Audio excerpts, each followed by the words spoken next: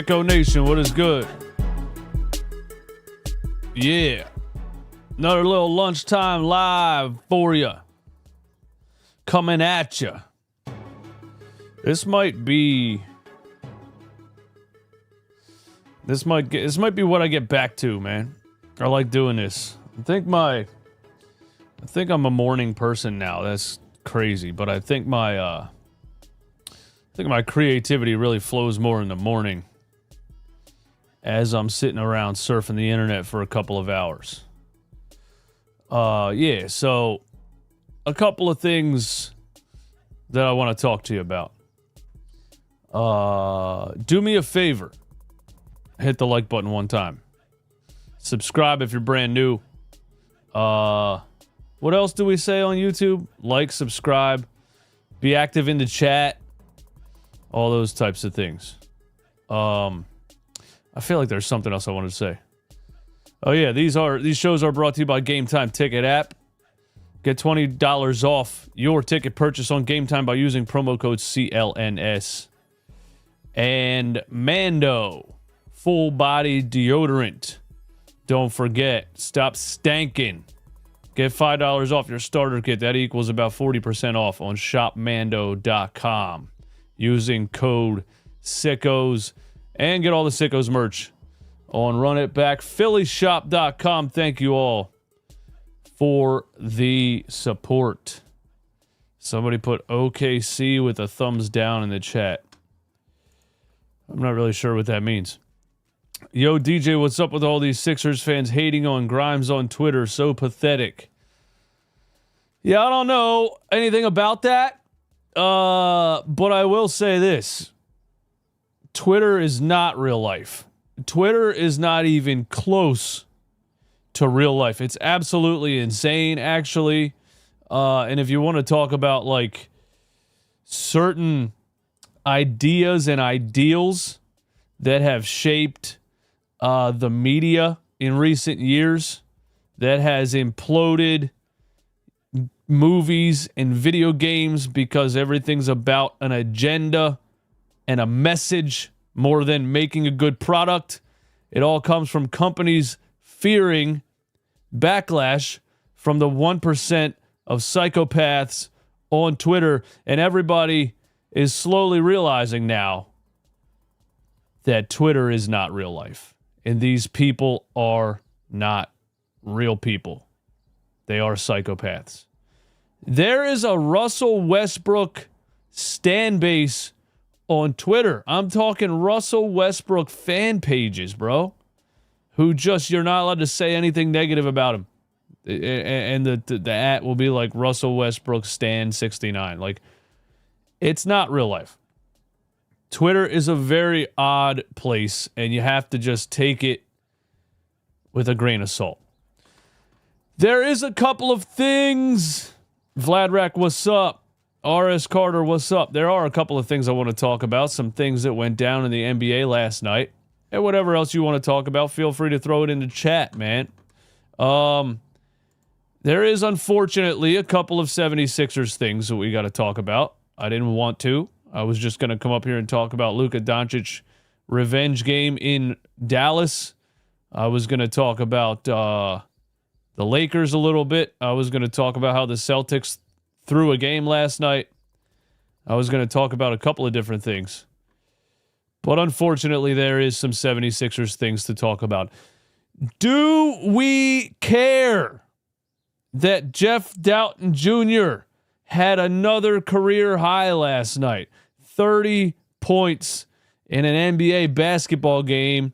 And I'm not just here to trash Jeff Doughton Jr., but the answer is no, we don't care that Jeff Doughton Jr. had 30 points because it was not an NBA basketball game, okay? So if you were going to start the whole narrative, or if the narrative's already been out there on Twitter of like, I told you Jeff Doughton Jr. was solid and the Sixers should have been playing him at backup, whatever, stop.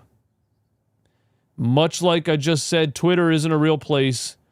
Jeff Doughton Jr. scoring 30 points against the Washington Wizards tanking team. Not just the Washington Wizards. The Washington Wizards in tank mode. No Jordan Poole, no Chris Middleton, no anybody. No. It's not real. It does not matter. What else I want to say? Yeah, that's all I wanted to say. I mean, Jeff Doughton Jr. is a 29-year-old summer league player, you know? He does his thing. I do think that Jeff Doughton Jr. could be on an NBA roster. There's definitely, you know, I saw him play backup point guard in the playoffs last year. And then Nick Nurse got his hands on Kyle Lowry, and that was enough of that. So I do think Jeff Doughton Jr. is an NBA player. I think he should be in the NBA. I think he should be a backup point guard somewhere. I don't think he should be a career G League guy. But, no, I don't really. I'm not overhyping the fact that Jeff Doughton Jr. scored 30 points in a basketball game when you're playing against C. Jones and T. Vucevic and Jay Martin, and I mean Alex Sarr is probably the only player that I recognize in this. B. Carrington and Keontae George and A.J. Johnson and some dude named Thor. I mean, come on, man. You know what I'm saying? The Sixers did win last night, unfortunately, because they're stupid. And I didn't watch a second of it. And I told you guys plenty of times that I'm not watching Sixers games anymore. But I was lying most of the time.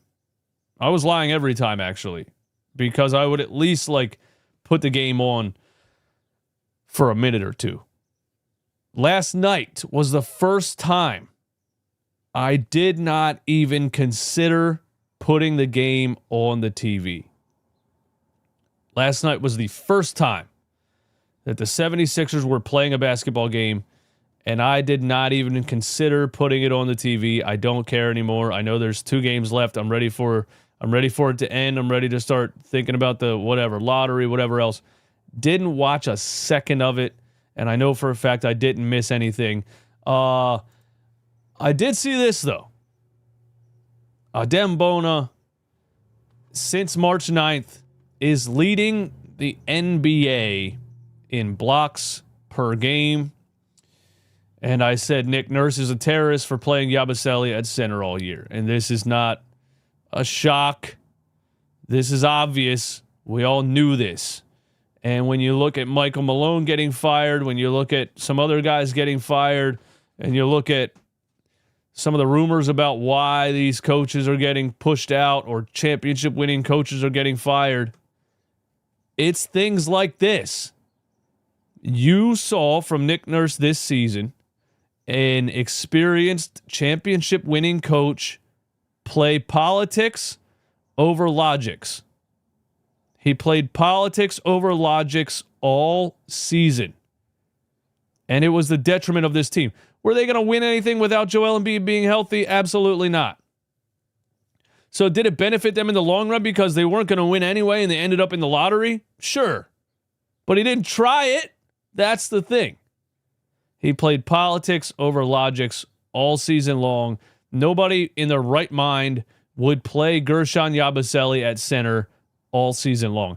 Nobody in their right mind would see the Sacramento Kings, and Domantas Sabonis and say to themselves, I'm going to play Gershon Yabusele against this guy. And then Sabonis gets 27,000 rebounds in the first quarter.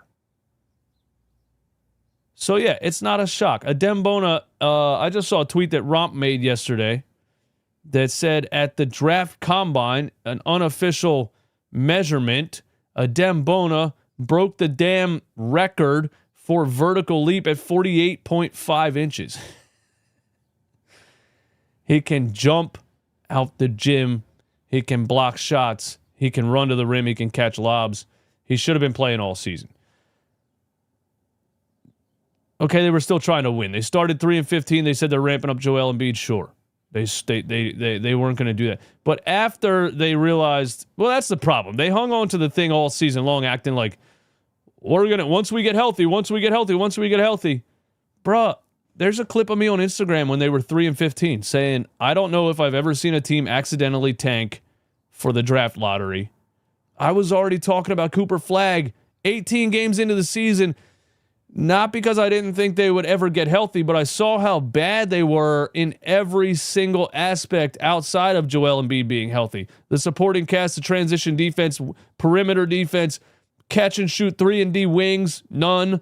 Backup center, any power forward on the roster, couple of fat old guys running around that can't guard anybody in the NBA anymore. It was obvious that the team was terrible. Anyway, not a shock to me that Adem Bona, since March 9th, is leading the NBA in blocks per game. They did win a game for no reason. They did solidify themselves in the 5th spot in the tank lottery. So they will not catch the New Orleans Pelicans. The 76ers are solidified a 10.5% chance at the number 1 pick, a 42% chance at a top 4 pick. So there's that. So now we wait for the NBA draft lottery to happen. Now, 2 more things Sixers related. Nick Nurse calls firings of title-winning coaches a disturbing trend. This is written by Keith Pompey of the Inquirer. Let's see what our boy Keith has to say about Nick Nurse. The Nuggets dismissed Michael Malone 2 years after he won an NBA championship. Nurse has been there, and so have almost died. So have a few others. Nick Nurse calls firings of title-winning coaches a disturbing trend. That happens to me once in a while, by the way. And I wonder, like people on live TV and shit, do they never just like choke on their own air and almost die for a split second?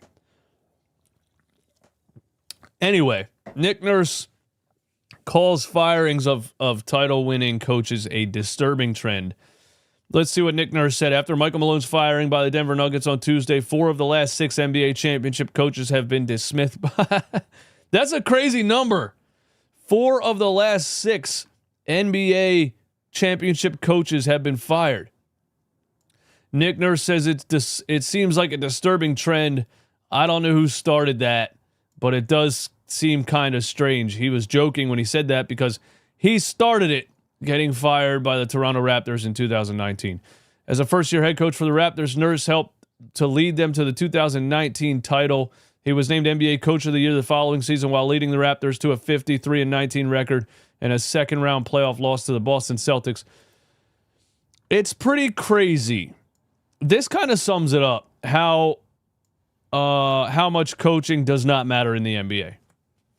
Now, coaching can be a detriment to a team when you don't have a championship level roster, right? When you want to see some young guys develop and you want to see some progress, you want to see guys maybe play above the level that they were expected, and you want to see the team rise, a coach can be a detriment. But as far as winning a championship, I mean, does this not sum it up perfectly? Nick Nurse was a first-year coach in 2019.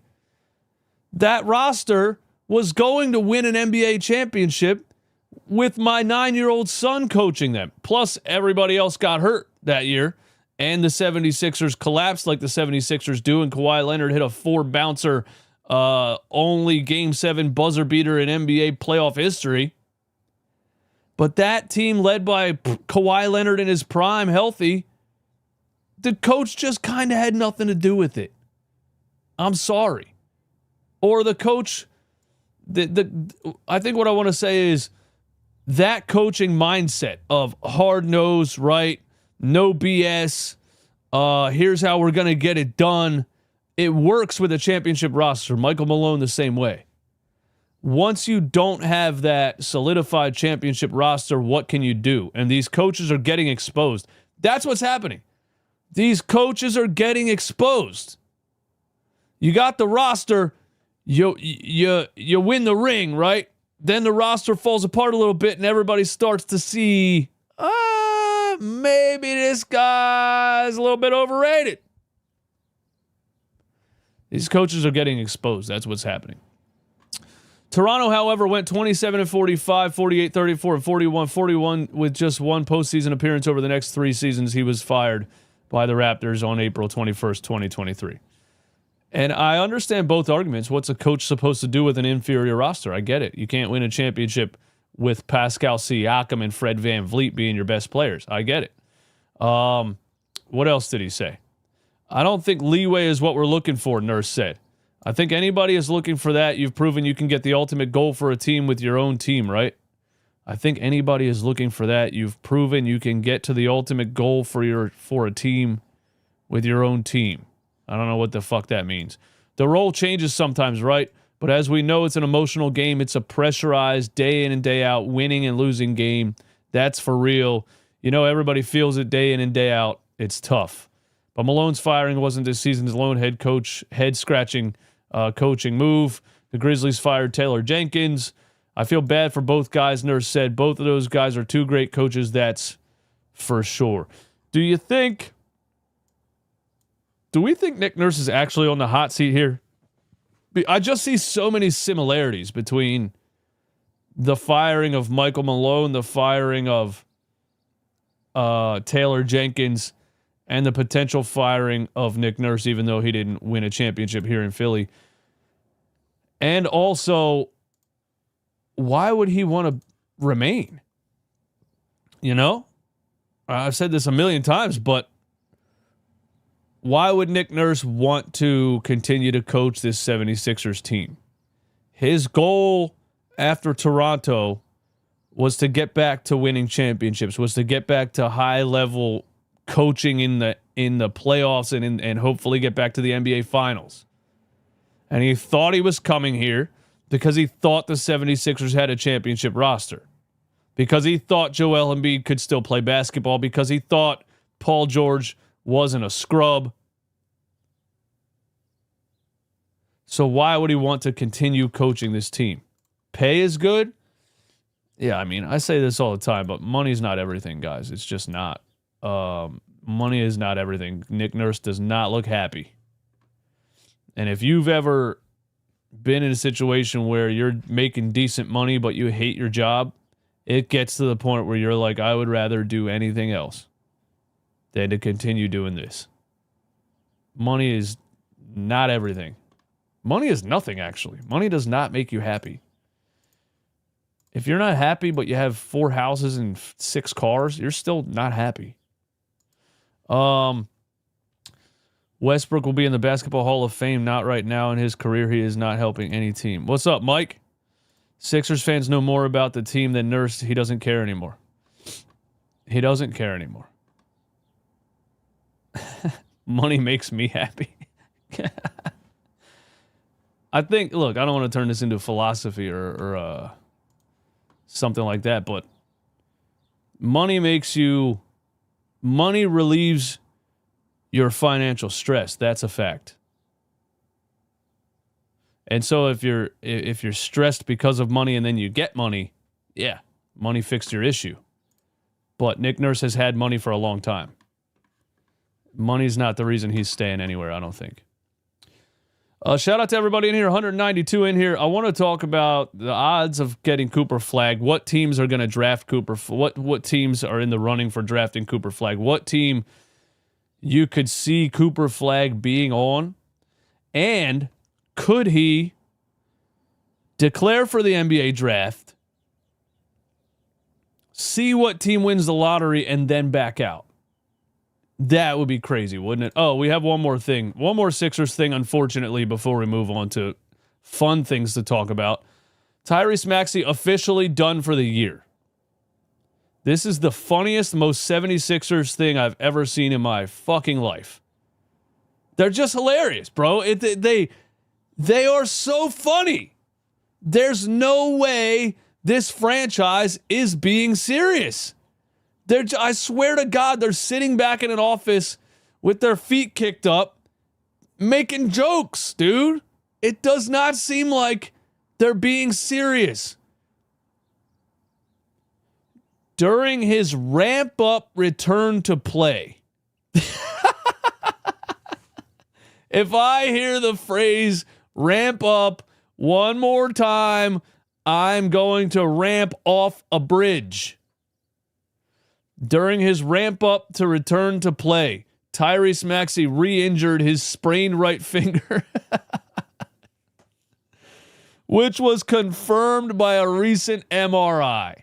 Because of the re-injury and related pain and swelling, he will be unable to play for the rest of the regular season. He is expected to make a full recovery. Remember when the NBA said they're cracking down on resting players?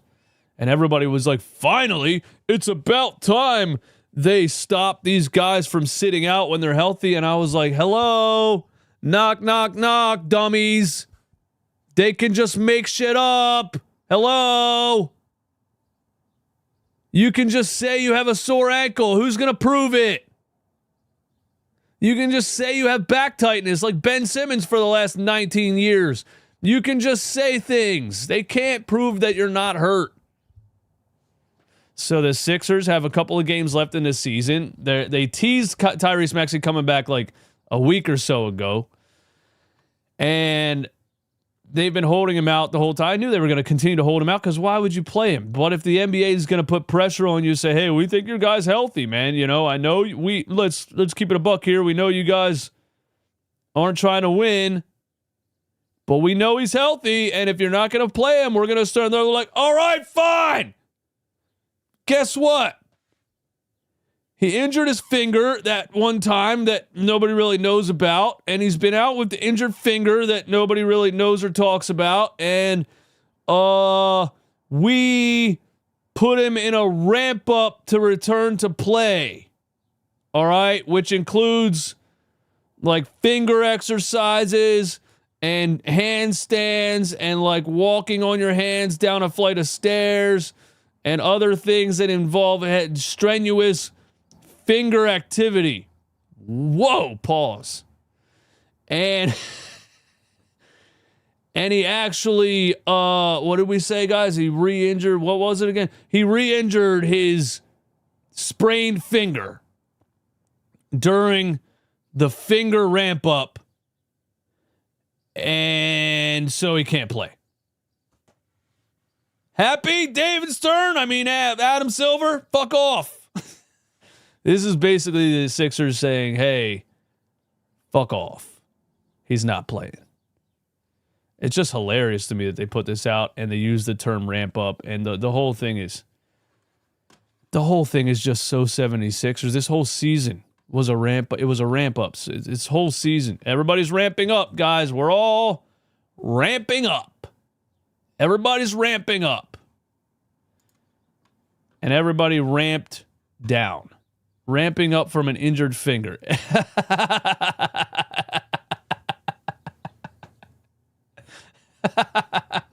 That is the dumbest thing I've ever heard. God, this team, dude. How could they be any more entertaining? That's all the Sixers news I have. I want to move on to some Cooper Flagg stuff and maybe some overall opinions on the NBA. But these streams are brought to you by our friends at Game Time Ticket app. This is the Game Time website. This is what you do. You go to a game, you select a team, you go to the game, it shows you the arena, it shows you the prices. And right now, you can go to the Sixers versus Bulls on Sunday at 1 p.m., and you can sit right behind the basket for $183. You can sit right in the lower level behind the basket for $60. You can get into the building for $10 freaking dollars. I don't even know how it's $10 at this point, because who wants to watch the Bulls or the Sixers?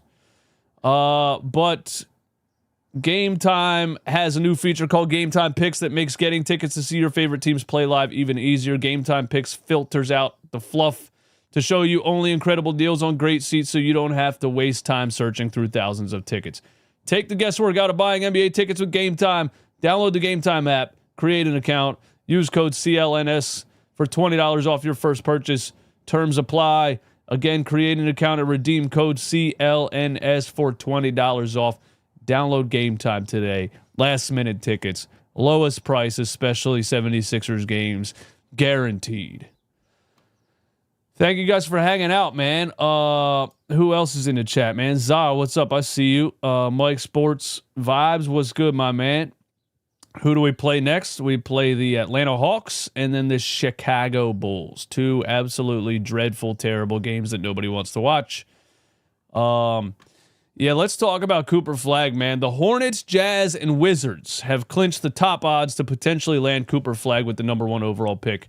Under recent lottery reform, all 3 teams own a 14% chance.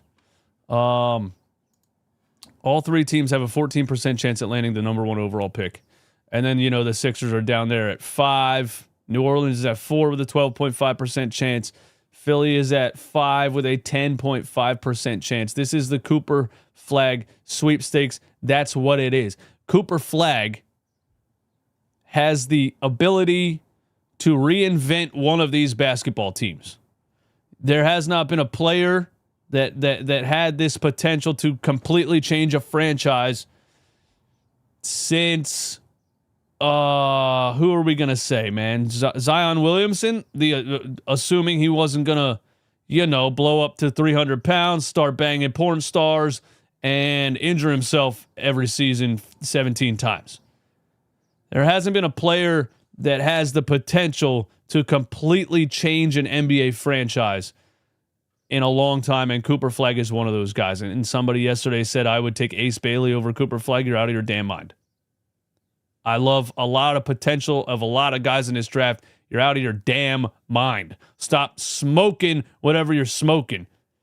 Lay off the weed. You know what I'm saying? But yeah, like when you think about the Hornets, imagine if the Hornets get Cooper Flagg. They're no longer the Hornets. You know what I mean? That's the power that he has. They're no longer just the shitty Charlotte Hornets. This isn't LaMelo Ball. This isn't Brandon Miller. This is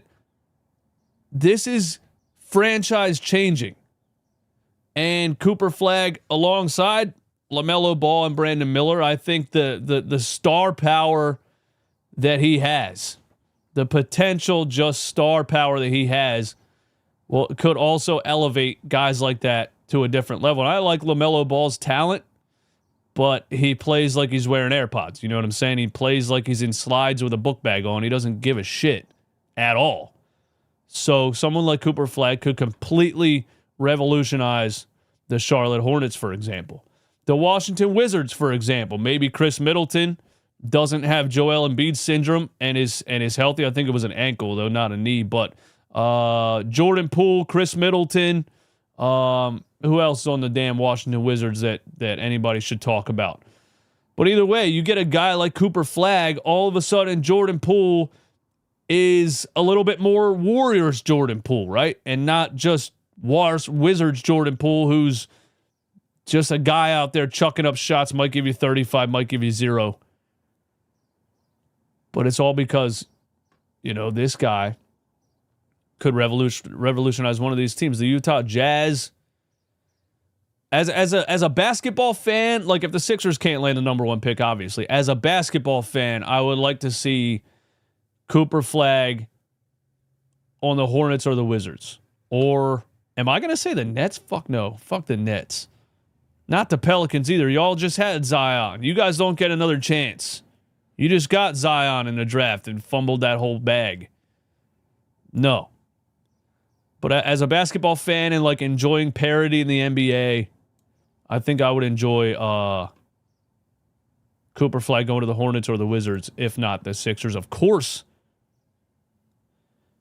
If the 76ers would land the number 1 pick in this draft, do you understand? This is the only way to erase my misery. Do you understand the 76ers getting Cooper Flagg is the only way to alleviate my pain? It's like I'm dying of a terminal disease right now, and this is the only cure, and there's only a 10% chance that it works.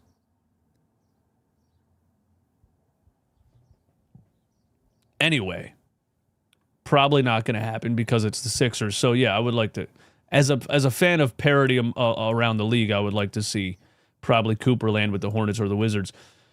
But let's talk about this, because there's a little bit of a narrative going around that people like to bring this up. Could Cooper Flagg not just stay at Duke, right? But I heard somebody say yesterday or the day before, he's only going to declare for the NBA draft after the lottery. He's going to see who wins the pick. First of all, there's this. You know, people that are like, he's not going to go to one of these shitty teams. Well, guess what? When you're the number one pick in the draft, you always go to a shitty team. Always. That's how it works. You don't get a choice. Somebody said he's going to try to force a trade. You can't do that. And I don't think Cooper Flagg's that kind of guy anyway. I've heard him talk plenty of times. I don't think he's the kind of like, oh, I'm this number one superstar. I want to go to the Lakers. You know what I'm saying? Like, knock it off.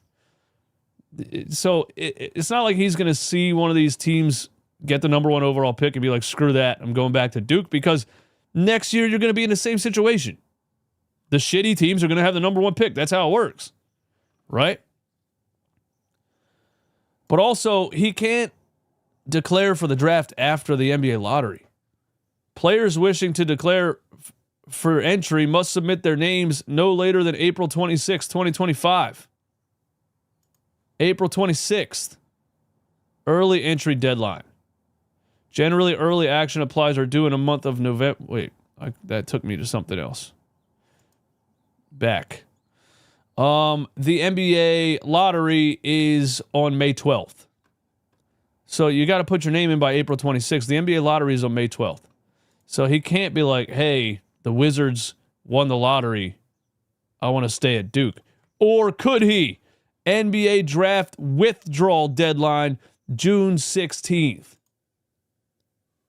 Yes, players can withdraw from the NBA draft before the deadline. Specifically, college students can withdraw from the draft and return to school for another year. The NBA has a deadline for withdrawing from the draft, which is usually about 10 days before the draft. So, yes, in theory, Cooper Flagg could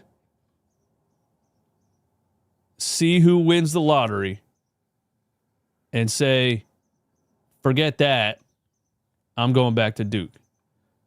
But it doesn't really make any sense, because every year you're going to be the number one overall pick and you're going to get drafted by the worst team in the league. So there's that. What do you guys think about that? Cooper wants to win more than anything with these shit teams, and the Mavs are the only team that have a good chance to win with AD and Irving, so Sixers get the first pick. He tells them, I'm going back. Cooper wants to win more than anything. Well, you don't get to win when you're 18. He's not stupid. You don't get to win when you're 18 years old and you're the number one overall pick in the draft. Michael Jordan was in the NBA for 9 years before he won a championship. Cooper Flagg knows he doesn't get to walk into the NBA and go to the NBA Finals. That's not how that works. I understand what you're saying. Next year, the Dallas Mavericks, if Kyrie is back from the ACL tear and Anthony Davis somehow plays more games than Joel Embiid, which he hasn't done over the past 4 seasons, then yeah, if you add Cooper Flagg to that, they have a chance to build something. I don't know if that makes them a championship contender year one of Cooper Flagg. But again, you don't get, I don't know, man. To Duke, and when the Mavs get to 12, Mavs pick him. When the Mavs get to the 12, okay, I don't know what's going on. Maxey is New Balance like him. Maxey could talk to him. About what? What can Tyrese Maxey do? He can't control the lottery balls. You think if the Sixers win the lottery, Tyrese Maxey could talk Cooper Flagg into not going back to college? I don't really think he's going back anyway, because my point is, you're going to get drafted by a bad team. Nobody's going to, no number one overall pick is going to use that as a reason to go back to college. Yeah, that's my take on that. There was a super chat in here, man. Where'd it go? Andre Olivier, what's up? What part of the game is Cooper's superpower? What part of the game is Cooper's superpower? Dominance. Straight, give me the ball. It's my time. I mean, that's it. He has a little bit of everything. He has incredible size. He can take you off the dribble. He can catch and shoot threes in the corner. He can catch and shoot threes at the top of the key. He can get to a step-back three. He can go all the way to the rim. He can poster you on a fast break from damn near the free throw line. He can get you in the post, hit you with a spin, counter spin, left hand, right hand, up and under. I mean, look at it. You got the Final Four game. He got smacked in the head on a reverse up and under reverse layup. He couldn't even. He was getting punched in the face and hit it with the English off the glass. The kid is ridiculous. Yeah, he came up short on some potential game-winning shots that would have sent them to the championship round, but his superpower is a little bit of everything. He's great in a lot of different aspects. That's just my take. If you're saying that he doesn't have something that he's elite at, that's an interesting opinion also. Hawks just got first pick off 3%. Oh, damn, that's true. Wait, when was that? Oh, that was when they... Wait, was it who? When? Oh, the Alex... No, that was the Wizards. Who? Is that when they drafted Luka and traded him for Trae Young? Is that what we're talking about? When did the Hawks have the number one pick? Ricochet? Was Ricochet the number one pick in that draft? I don't even know. I wasn't even really paying attention to the draft last year because the Sixers weren't tanking and the draft wasn't good. Yeah. Sarr didn't want to go to the Hawks. Wait, was Ricochet the number one pick? I thought Sarr was.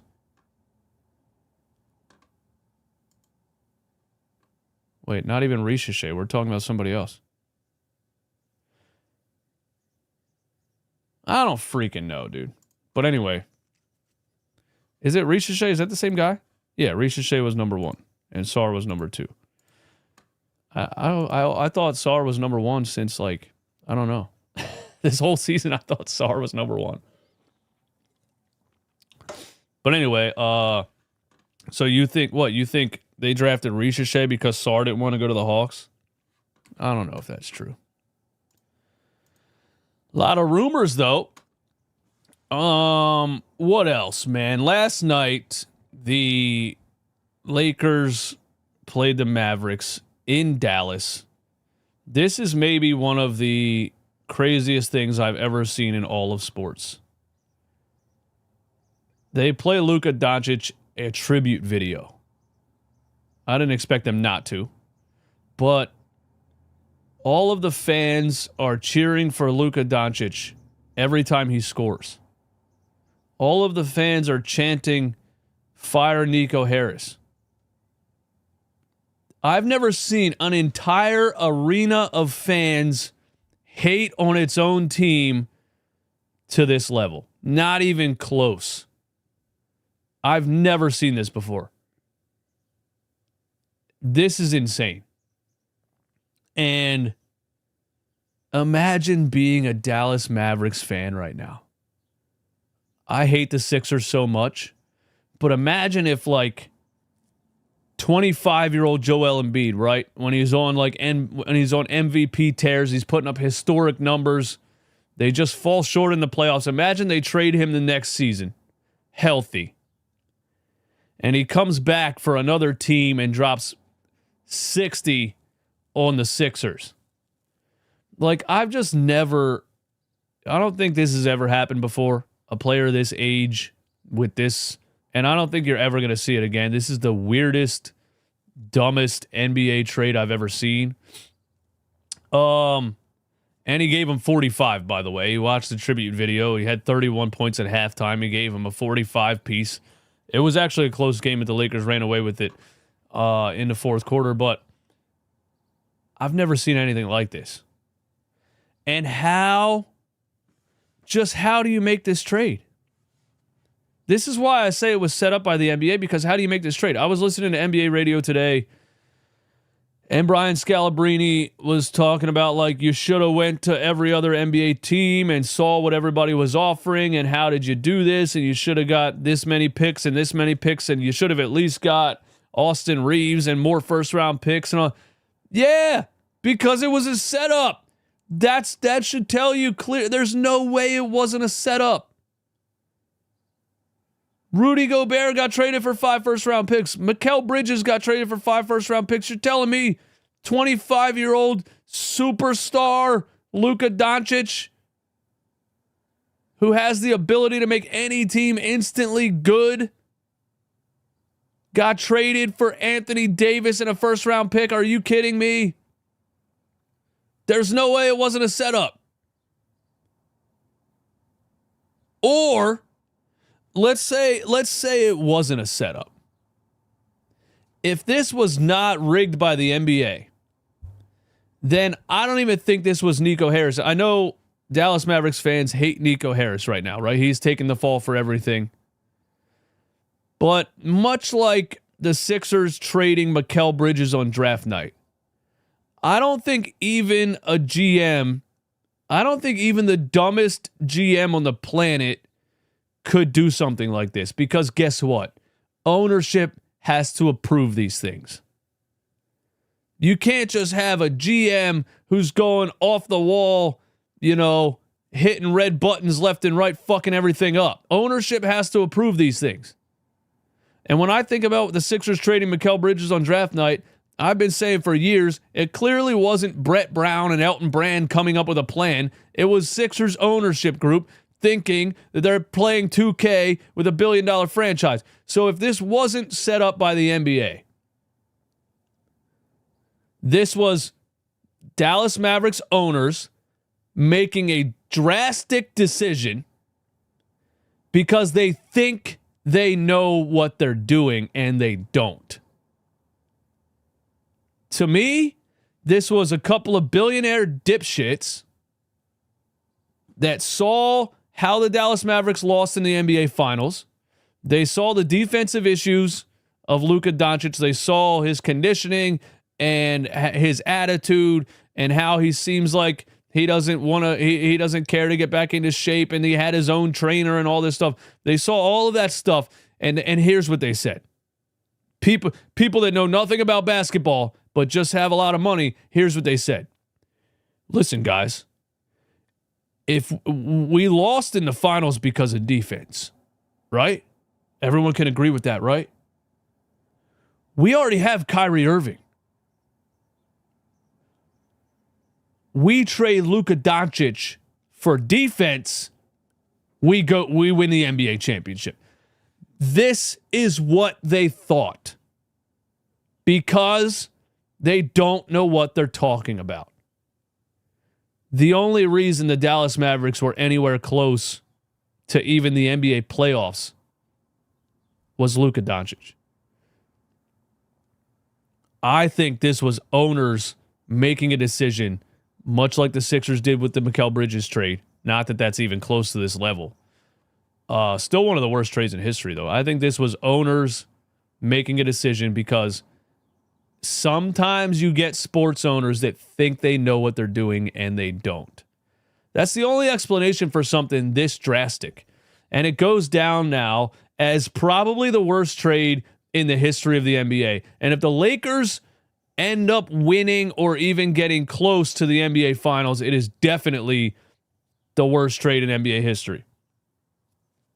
But I don't think it was Nico Harrison at all. I think it was another case of moron billionaires who think they know what they're doing. They think they're playing 2K and they can just trade one player for another. And, if we get Anthony Davis, then we'll have good defense. And then because we lost because of defense. Stupid. Absolutely stupid. And I just saw yesterday that the Dallas Mavericks are projected to lose over the next several years billions of dollars in revenue. So not only this is why these things don't happen, because owners usually don't think basketball terms at all. This is why Josh Harris doesn't do shit like this, because he never thinks in basketball terms. He thinks in business terms. This is why the Sixers would never trade Joel Embiid when they probably should have, because owners usually never think in basketball terms. They think in business terms. And when you trade a guy who is responsible for selling every ticket in the building and every jersey in the building, you better have a plan to make up that revenue somehow. And now they're projected to lose billions of dollars over the next couple of years. Because what are Mavericks fans doing? Buying Anthony Davis jerseys? Fuck out of here. You know what I'm saying? It's crazy. It's crazy, and I can't even fathom how this happened. And I can't even fathom being a Dallas Mavericks fan, because how now do you even root for this basketball team? How now do you even root for this basketball team? The Sixers push me to the brink all the time. But this, as a fan, would probably push me. I would be done. I would be done with the. I would never be a fan of this team again. You know what I'm saying? And the ownership thing, thinking if we trade this guy for defense, then we'll go straight to the NBA Finals, or we lost because of defense, so if we get some defenders, then we win the finals. This is the same reason they traded Caleb Martin. Or they traded Quentin Grimes for Caleb Martin. That proves my point even more. Dude, you traded Quentin Grimes for Caleb Martin. Trading Quentin Grimes for Caleb Martin might be crazier than trading Luka for AD. Dude,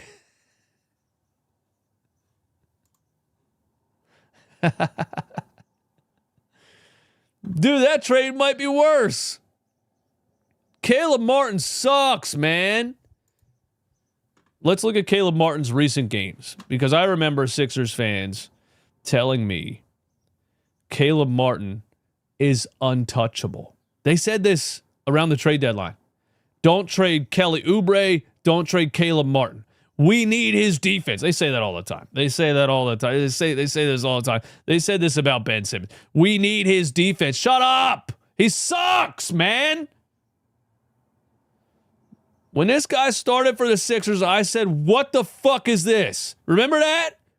When he was shooting the ball like he was throwing a 20-pound like dumbbell? It looked like he was doing a shot put. And then he had shoulder impingement, and then he came back with the broken shot. This guy was cooked from day one.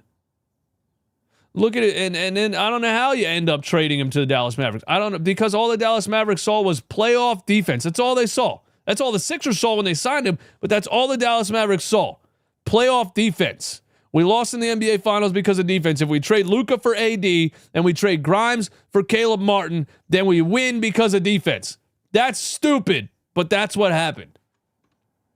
Let's look at Caleb Martin since he joined the Mavericks. 9 points, 7 points, 0 points, 8 points, 7 points, 2 points, 5 points, out with a right hip strain, out with a right hip strain, out, 8 points, 7 points, 3 points, 2 points, out,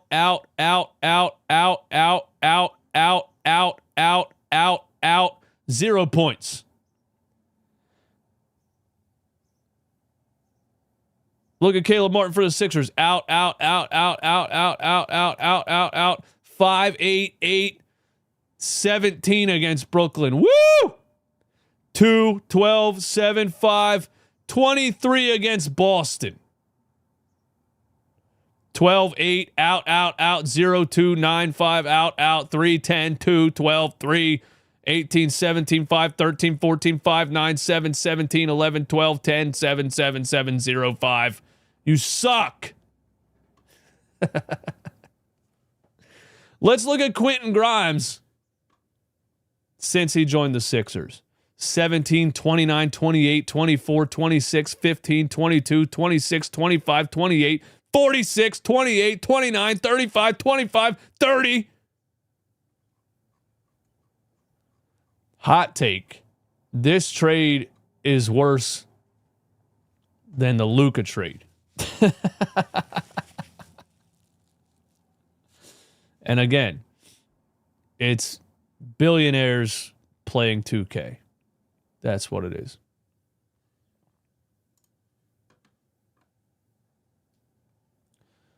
Stop with this Caleb better than Grimes, for goodness sake. Dude has janky looking shot and no confidence he could not guard Luka at all. Who said Caleb is better than Grimes? Is somebody saying that?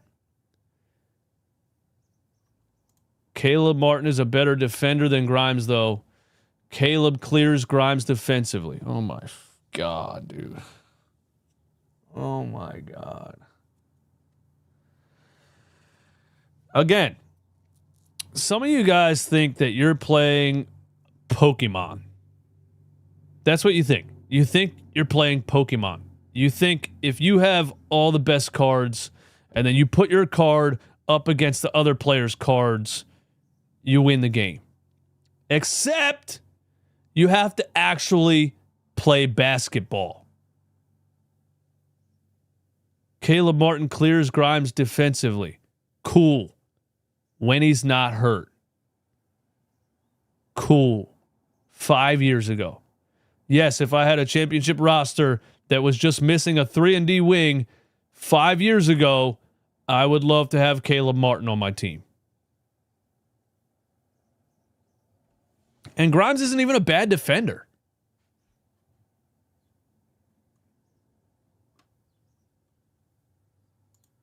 When Daryl Morey is fired and Bob Myers is hired next season, the Sixers will go to the Eastern Conference Finals. You think a GM in one season is turning this team into an Eastern Conference Finals contender?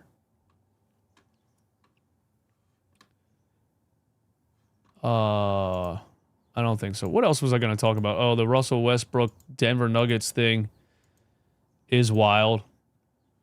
Players on the Nuggets began to lose faith in Michael Malone after he gave Russell Westbrook special treatment. I was saying this, I'm so shocked that teams keep signing Russell Westbrook and it keeps not working. I just don't understand it. And I really didn't understand it for the Denver Nuggets because you want to surround Nikola Jokic with shooters, right? Calvin Booth, wanted Malone to use younger players and stop using Russell Westbrook, essentially. Jalen Pickett is a good example of this. Well, guess what? He got fired.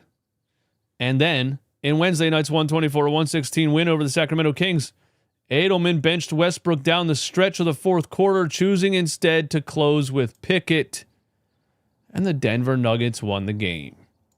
Westbrook has a player option of $3.4 million to return to the Nuggets next season, but league sources say his future with the organization is uncertain nonetheless.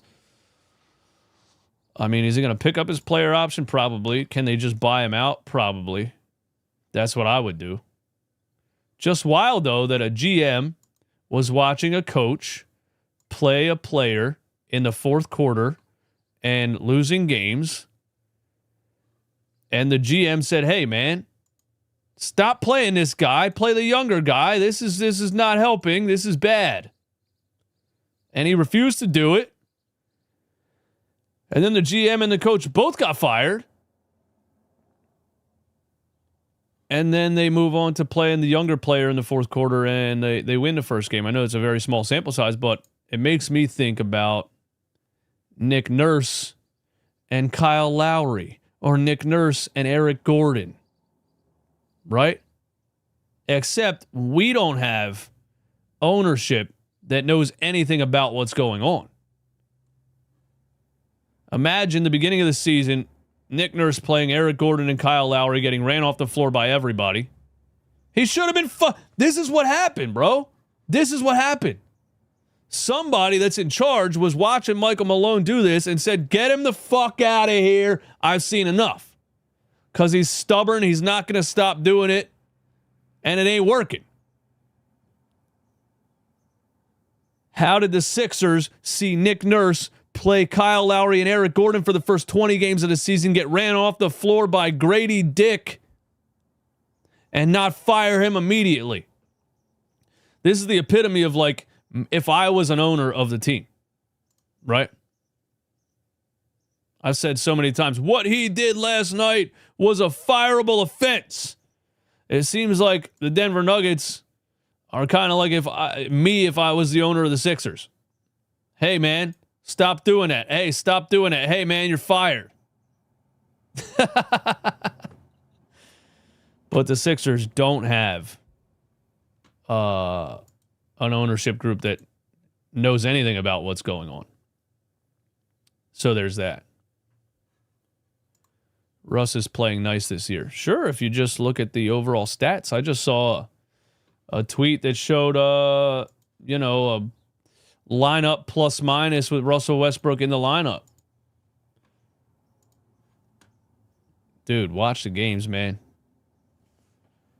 And I don't watch the Denver Nuggets all the time, but please just watch. Please watch the fourth quarter when Russell Westbrook has the ball in his hands, man. Please. Please. It's Ben Simmons-like. It has been for years now. Teams do not defend him at all. You don't have to. He shoots 20% from three. It's 4-on-5, dude.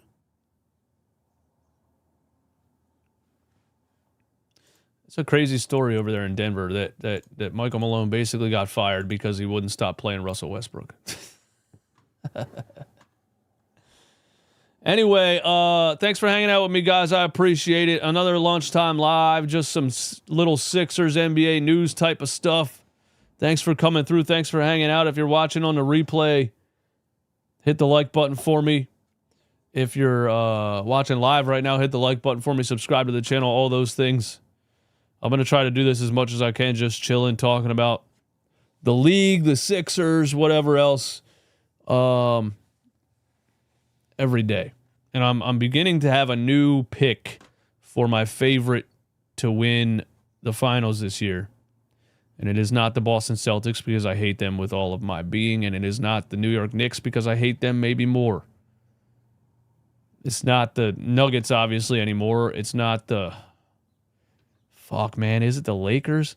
Is it OKC? Is it Houston? Is it really the Lakers? Is it really maybe the Clippers? Is it... It was the Warriors, too, for a minute, but is it the Warriors? I don't know.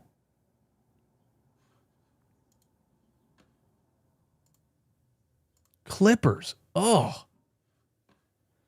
James Harden gets a championship the year after, 2 years after leaving Philly. Ugh.